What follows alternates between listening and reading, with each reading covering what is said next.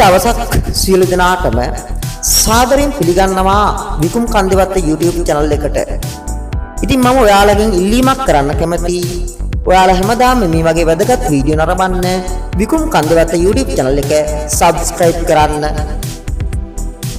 රත්නපුරට අභිමානයක් වුණු සබරගමු මහා සමන් දේවාලය ගැන තමයි මම අද කතා කරන්නේ. රත්නපුර පානදුර ප්‍රධාන මාර්ගයේ කිලෝමීටර් 3ක් දුරින් ප්‍රධාන මාර්ගයට වම් පසින් කළු ගඟ ළඟ උස් බිමක සමන් දේවාලය පිහිටලා තියෙනවා. සුමන සමන් දෙවියන් වෙනුවෙන් ඉදි කරලා තියෙන මේ දේවාලය දඹදිව්ගේ දෙවන පරාක්‍රමබාහු රජතුමාගේ අනින් ආර්ය කාමදේව කියන අමාත්‍යවරයාගේ මැදිහත් වීමෙන් නිර්මාණය වුණා.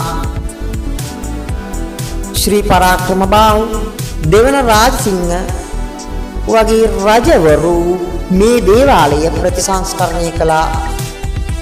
සබරගම් පළාතේ තියෙන ඓතිහාසික ස්ථාන අතර සමන් දේවාලයට ප්‍රධාන තැනක් හිමි වෙනවා.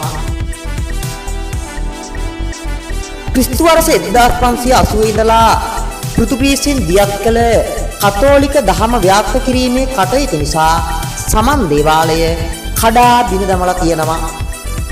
පසුව ඒ ස්ථානයේ පෘතුගීසින් තමන්ගේ බලකොටුවක් හා ශාන්ත සැල්ලදෝර් කියලා පල්ලියක් ඉදි කළා.